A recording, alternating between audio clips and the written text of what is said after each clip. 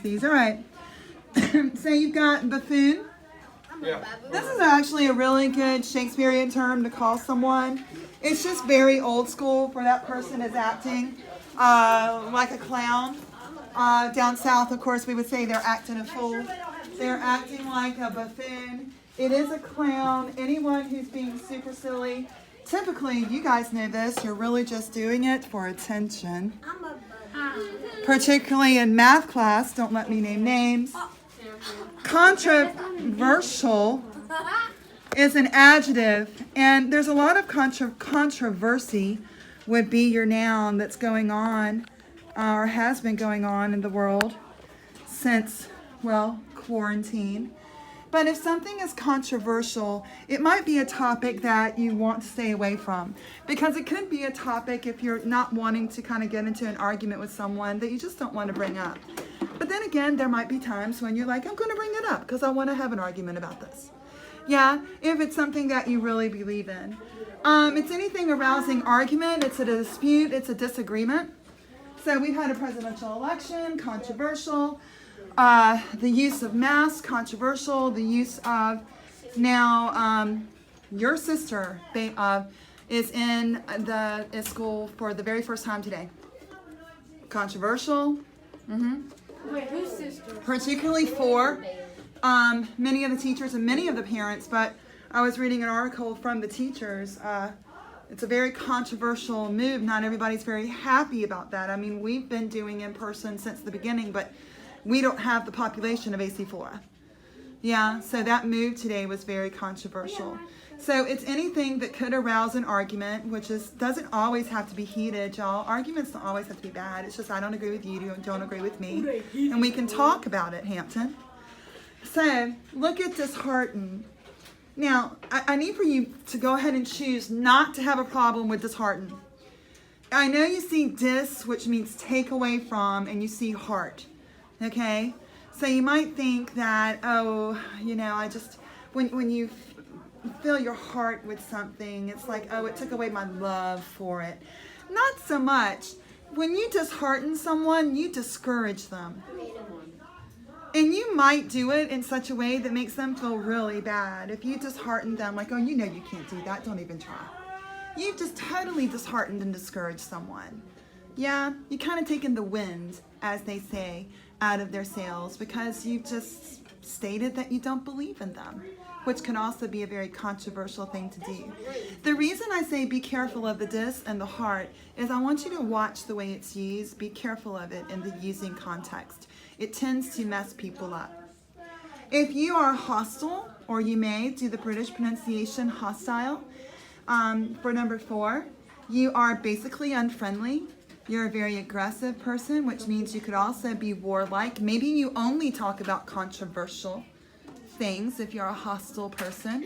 You like to bring it up just to see what you can get out of people. But you got to watch out for being a hostile person, though, because you see another word I haven't gone over yet. What if you're considered unfavorable? And then people don't favor you. Like you might be the person they don't want to be with because you're always bringing up controversial things. You're so hostile. Yeah? Now, inflict. When you inflict something on someone, it tends to be the direct object. Inflict what? Watch out. Its companion word is inflict pain. I think they're using it right here in the example. You're giving them pain. You're causing them pain. You're imposing pain on them. Give, cause, and impose are your synonyms for our vocab word inflict.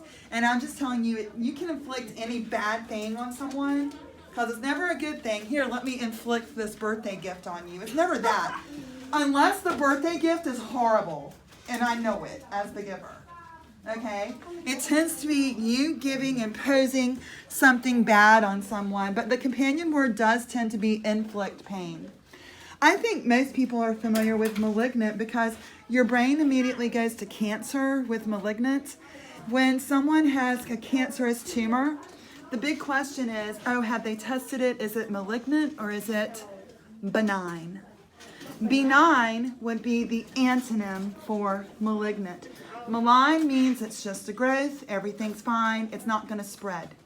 Malignant means it's a very aggressive, tumor. It's going to spread, and it could be deadly or cause you harm. Okay? You did the whole time you were playing games on your iPad. Now, look at the other part of the On definition. your iPad?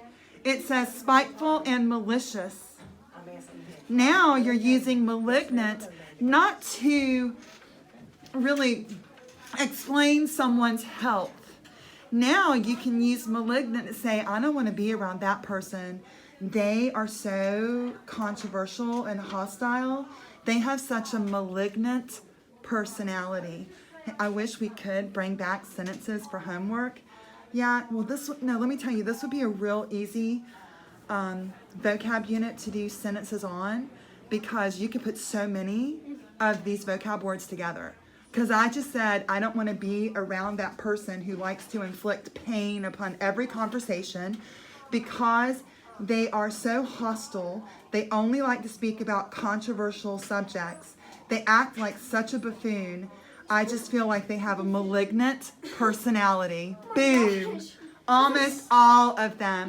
They could, I just vocab you. yes, ma'am. Please disheartened in that. They're so I am so disheartened by that person. It's like, oh, they let me down. They discouraged me. Okay. For real. But you can use malignant to describe a person's personality. We were somewhat using it this weekend with my son, who, older, teenage, early 20s friends. We're trying to remind, our kids as they grow up that they really need to choose carefully who they spend a lot of their time with, because there are people who are so, not really one of our vocab words. baboons.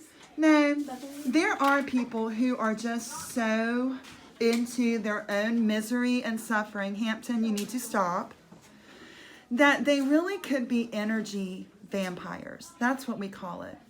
They could be the ones that want to suck all the good energy out of you, and they want you to feel the same way as they do, because in a way, I know this sounds crazy, but it makes that person feel better. Yeah. So that's a malignant personality, and you do have to be careful of that. It's a very human thing. When you feel bad, sometimes there will be people, when they feel bad, they kind of want to bring you down with them. Yeah, because it gives them company. You see what I'm saying? It's very human, so understand that going into it. It could be only a temporary thing, but just know, you don't want someone else's personality to shape your own day like that. When you procure anything for number 7, you get it. You get it. Most of y'all are getting to know me. You know I'm not a shopper, I'm a getter. And if I can procure it on Amazon, I will. Prime, next day shipping. Yeah. So if I procure it, I go to get it. Yeah. If y'all see me in a store, just say hello. Don't expect me to stop, because I am in and out of that store within 10 to 15 minutes. I am not a shopper. I am a getter. What about a Walmart? Okay. I understand, but that's like grocery. But still, I can do. There are times, Christian, when I do Walmart and my phone will tell me I have the do not disturb while driving on. That's how fast I get. So don't get in front of the buggy, is what I'm saying. What? Yeah, but you saw me. That was hey, I'm going to Walmart because I had 12 minutes. Okay, for a complete outfit too, baby girl. So if you procure it, you get it, possibly through a special effort, like, I don't know, going to my Amazon Prime page and placing that order. If you're spirited, you're full of life and vigor, you have definitely a different personality than the malignant personality. This is the type of personality when you are feeling kind of blue, when you are feeling kind of down, that you might want a small dose of. Yeah, a spirited personality might make you feel a little bit more energized.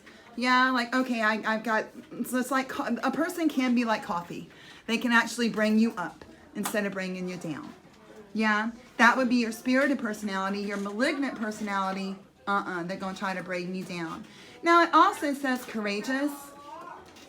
So that's kind of a difference, just going from, because I would say that I'm more spirited when it's like having energy, life, and vigor, and let's not worry about the small stuff. Let's just move on. I know y'all had a bad day, so let's make some jokes. But I mean, courageous, I don't know about that. It's kind of two separate definitions there. But I will tell you that the 5th grade, we were reading in our progress books that story about Crispus Attucks, the first person to die in the American Revolutionary War with the Boston Massacre, the African American. Before then, the African American man who stood up against the British soldiers. Definitely that would be a spirited personality. I think both definitions. Yeah. He did not have a malignant personality. He really felt he had that can-do spirited personality. Yeah. But he was also courageous at the same time. So that was a neat thing to have read about him and then have that word. Don't you think virtual is a give me? Yeah. I don't like the word virtual. I don't like So virtual, we definitely still have virtual students. They're still doing our work, but they're not really here. Yeah, being a part of us. We had virtual school during quarantine. We were still trying to have class, but it was not quite the same thing. And then you can have virtual glasses when you go to do some gaming. It's the kind that always leave mark on my big kids' eyes whenever I know they've been in the virtual, I don't know what you call them, the goggles Virtual reality? that they wear. Yeah. So it's almost like the real thing, but not quite. Okay, but you're going to use it as an adjective. Yeah. I've never had one. I want to do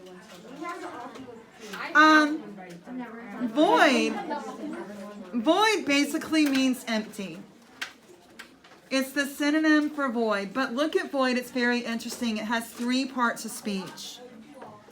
You don't often have that. We often have words that are 2 parts of speech.